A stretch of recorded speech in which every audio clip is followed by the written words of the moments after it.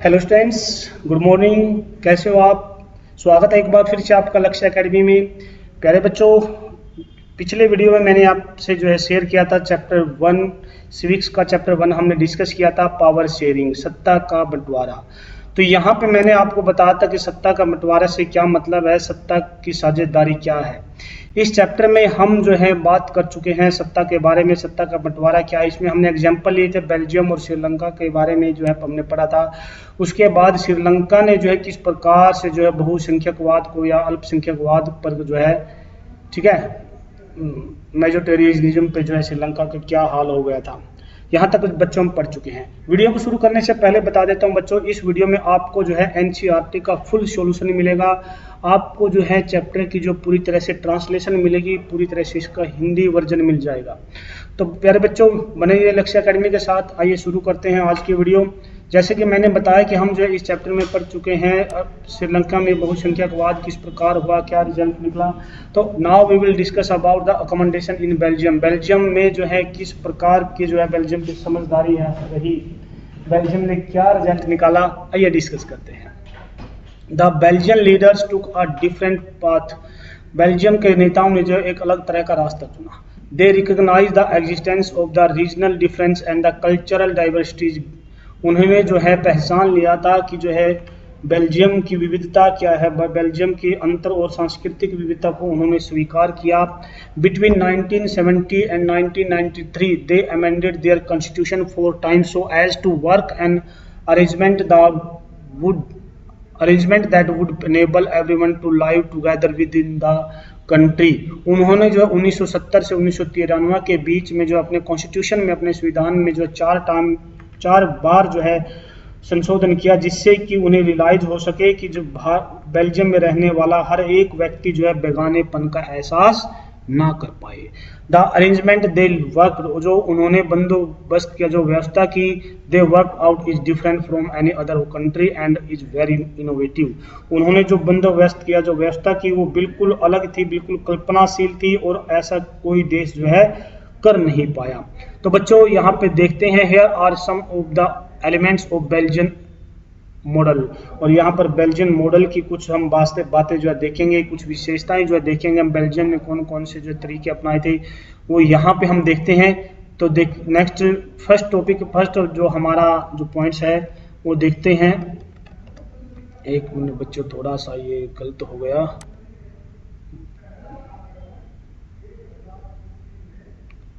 हाँ जी, ये देखिए बेल्जियन मॉडल, ठीक है। तो यहाँ पे सबसे पहले आ जाता है constitution prescribe that the number of the Dutch and the French speaking minister shall be equal in the central government. ये कहता है कि बेल्जियम में इस बात का जो प्रावधान रखा गया कि केंद्रीय सरकार में डच और फ्रेंच भाषी मंत्रियों की संख्या समान रहेगी।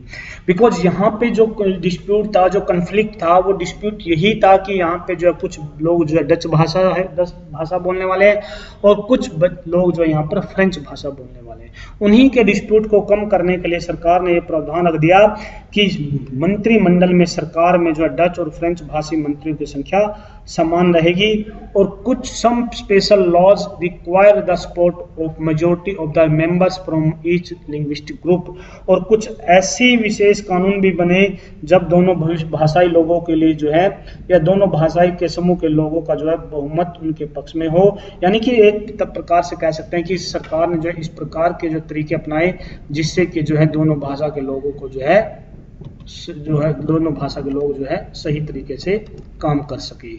तो बच्चों ये था मॉडल, बेल्जियन मॉडल का पहला पॉइंट्स। दूसरा देखते हैं, ये थोड़ा सा गड़बड़ हो जाती है बच्चों। हाँ जी, तो यहाँ पे देखिए, many powers of the central government have been given to state governments of the 2 regions of the country.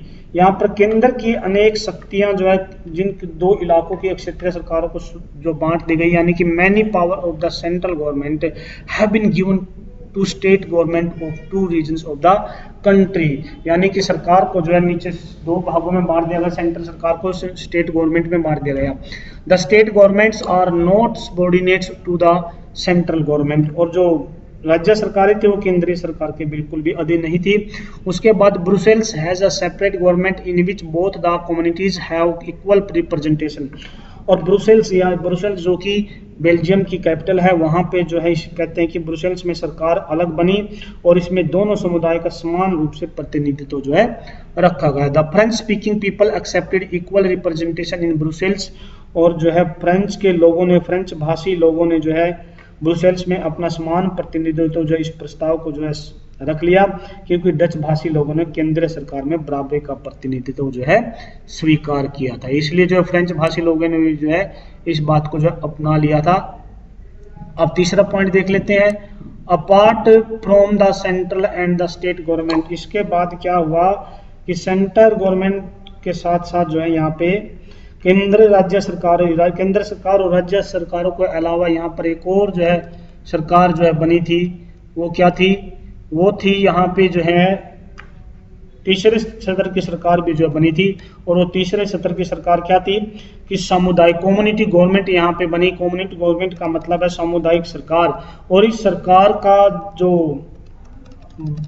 के जो लोग थे वो ज्यादातर जो है डच भाषा जो बोलने वाले थे, फ्रेंच और जर्मन, यानी कि कम्युनिटी तीनों प्रकार की भाषाएं बोलने वाले यहाँ पे लोग जो है रखे गए।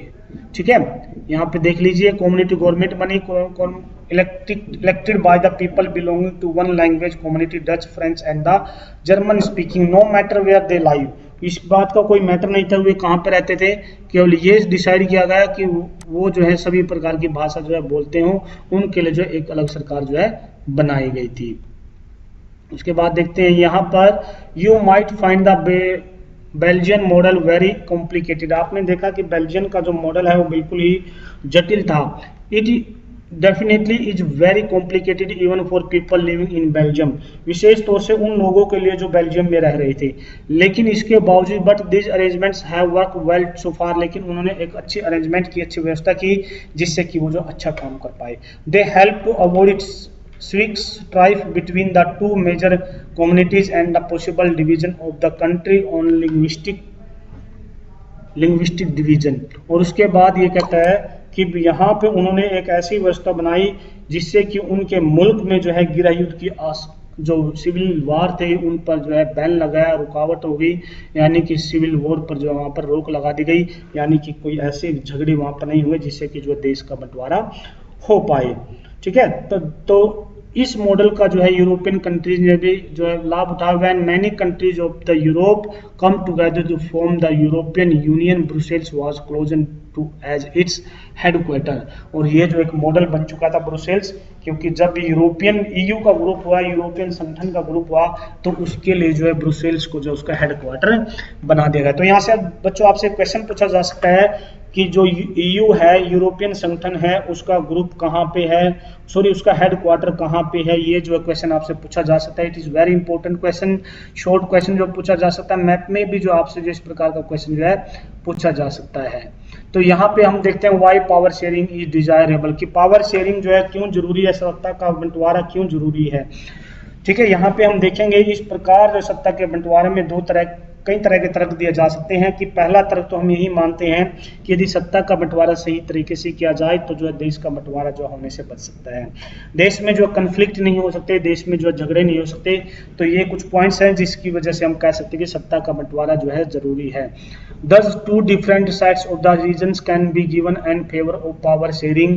Firstly, power sharing is good because it helps to reduce the possibility of the conflict between the social groups. जैसे कि मैंने पहले बता दिया था आपको कि सत्ता का बंटवारा जो है जरूरी है। इससे क्या है कि दो देशों में, दो भाषाओं में, दो समुदायों में होने वाला कन्फ्लिक्ट को जो है टाला जा सकता है, क्योंकि सामाजिक टकराव आगे बढ़कर अक्सर हिंसा और राजनीति का कारण बनता है। इसीलिए जो है it is the possibility of the conflict between the social groups, since social conflicts often leads to violence and the political instability, power sharing is a good way to ensure the stability of the political order.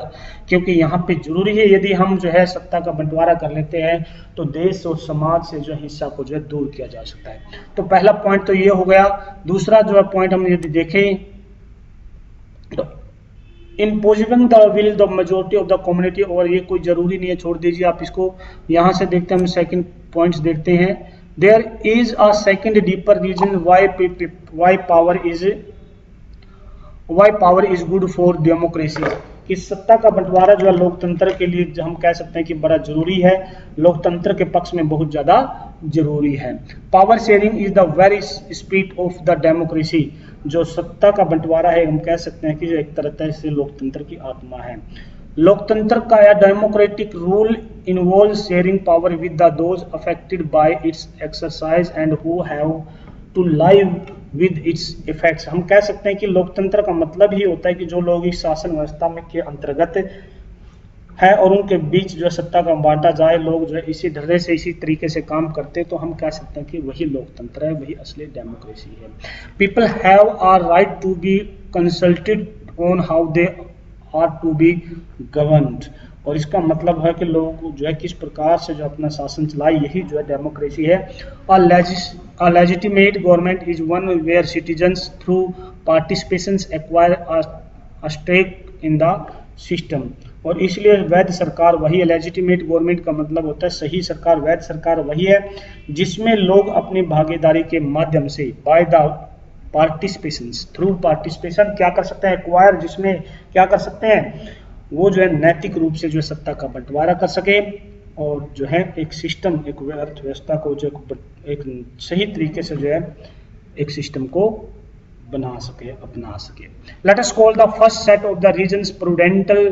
Prudential का मतलब होता है युक्तिपरक, सही तरीके से यदि देखा जाए, एंड द सेकंड मोरल। यदि हम दोनों फर्स्ट और सेकंड दोनों को देखें तो पहला तो जो है युक्तिपरक माना जाएगा और सेकंड क्या है, मोरल जो है ड्यूटी है, इसीलिए सत्ता का बंटवारा जो है होना जरूरी है।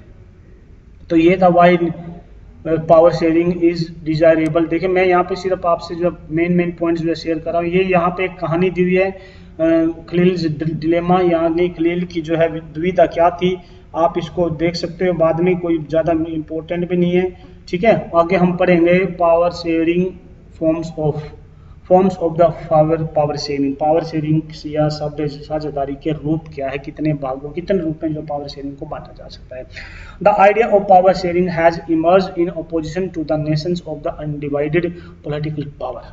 जो सत्ता की बंटवारा है, हम कह सकते हैं राजनीतिक सत्ता का बंटवारा नहीं किया जा सकता, इसी धारणा के विरुद्ध जो सत्ता की साझेदारी का जो है उदय हुआ। लंबे समय से यही मान्यता चली आ रही थी कि सरकार की सारी नीतियां जो है, सारी शक्तियां जो है केवल एक व्यक्ति के अंदर होती है, ऐसा माना जाता था, ठीक है।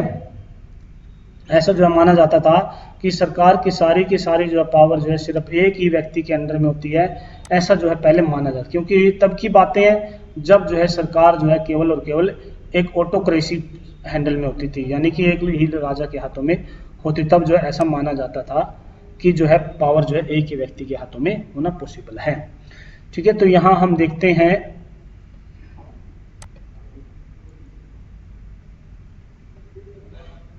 It was felt that if the power to decide is dispersed. वैसे ये पॉइंट्स आप छोड़ दीजिए, यहां से हम बात करते हैं कि कौन कौन से पॉइंट्स जो है जरूरी है, ठीक है। यहाँ पे देख लेते हैं हम। Let us look at some of the most common arrangements that we have or will comes across, कि आइए देखते हैं कि वो कौन कौन से रूप हैं, कौन कौन सी बातें हैं जो सत्ता के साझेदारी के रूप में हमारे काम आ सकते हैं। Power is shared among different organs of the governments. Power sharing क्या है, अलग पावर शेयरिंग के जो अलग अलग जो है रूप हो सकते हैं, सरकार के जो अलग अलग अंग हो सकते हैं, जैसे कि मान लीजिए हम यहाँ पर बात करते हैं legislature, executive and the judiciary, विधायिका, कार्यपालिका और न्यायपालिका, ये सरकार के 3 अंग हो सकते हैं। Let us call the horizontal distribution of the power because it allows different organs of the government placed at the same level to exercise different powers. ये कहता है कि यदि हम सत्ता का एक्सतेज वितरण करें तो हम देखेंगे कि इसमें सरकार के विभिन्न अंग एक ही स्तर पर रहकर अपनी अपनी शक्ति का उपयोग करते हैं, यानी कि सत्ता का बंटवारा होने के बावजूद भी एक लेवल पर वो जो है डिफरेंट काम कर सकते हैं। सच अ सेपरेशन इंश्योर दैट, और इस प्रकार का ऐसे बंटवारे से यह तो निश्चित हो जाता है कि कोई भी एक अंग सत्ता का असीमित उपयोग नहीं कर सकता। ये organs can exercise unlimited power, each organ checks the others, एक ऑर्गन जो है, एक अंग जो है दूसरे अंग को जो है चेक करता रहता है। This result in a balance of power among various institution, और इससे क्या होता है कि सभी पावर का जो है एक बैलेंस बना रहता है, एक इक्वलिटी जो है आई रहती है सरकार के अंदर, जिससे कि सरकार जो है सही तरीके से जो है चल पाती है। दूसरा हम देखेंगे power can be shared among government as different level, कि सरकार जो है विभिन्न स्तरों पर जो है सत्ता का बंटवारा जो है कर सकते हैं हम सत्ता का, जैसे कि पूरे देश के लिए एक सामान्य सरकार हो। ये कहता है कि a general government for the entire country and government at the provincial or the regional level, कि जो है क्षेत्रीय, पहले तो पूरे एक केंद्र लेवल पर जो एक सरकार हो और फिर प्रांत या क्षेत्रीय लेवल पर जो अलग अलग सरकार बने।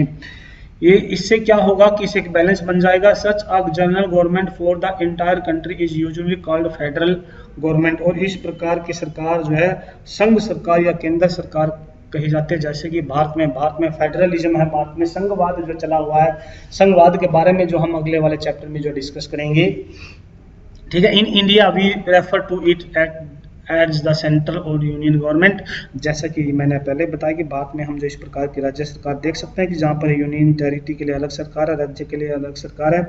हर देश में ऐसे बंटवारा नहीं है, इट इज नॉट पॉसिबल कि सभी में जो है सेम ऐसा। The government at the provincial और regional level are called by the different names in different countries, और इस प्रकार की सरकार जो देशों में अलग अलग देशों में अलग अलग नामों से जो है जानी जाती है। संविधान में जो है इस बात का जो इन इंडिया, भारत के संविधान में जो है in India we call them state government, और भारत के संविधान में जो है हम इस प्रकार की सरकार को जो है राज्य सरकार कह सकते हैं। This system is not followed in all countries, और यह सिस्टम जो है सभी देशों में जो है नहीं अपनाया जाता। ये शायद हमारे यहाँ से कुछ ठीक है, यहाँ पे हम पहुंच गए हैं।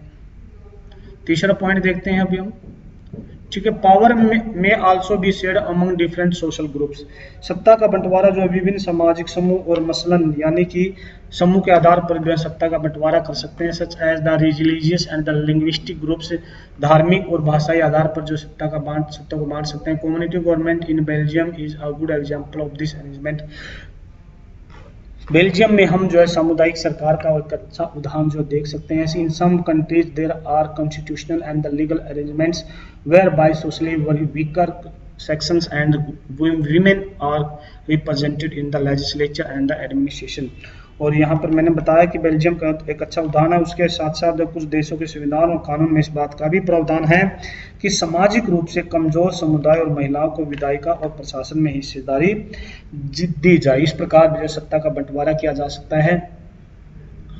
लास्ट ईयर्स, पिछले वर्ष, we studied the system of the reserved constitutions in assemblies and the parliament of the our country. पिछली क्लास में हमने जो है आरक्षित चुनाव क्षेत्र वाली ऐसी व्यवस्था के बारे में पढ़ा था जिसमें विधायिका और प्रशासन के अलग अलग सामाजिक समूह को हिस्सेदारी देने के लिए बात कही गई थी। ये पिछले चैप्टर में हमने पढ़ा था।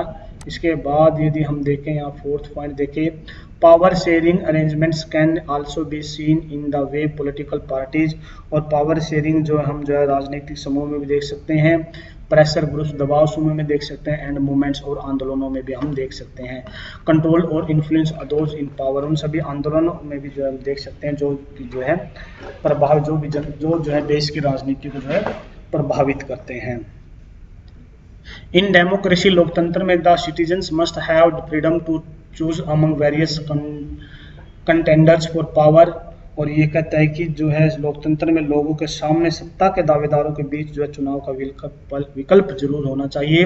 This takes the form of the competition among different parties, और इससे क्या होता है, इस पार्टी जो है में जो है एक कंपटीशन की भावना जो है पैदा होती है, जो है प्रतिस्पर्धा जो है भावना पैदा होती है, और इससे जो है देश जो अच्छे रास्ते पर चल पड़ता है। इसके बाद इसमें कोई ज़्यादा विशेष बातें नहीं है।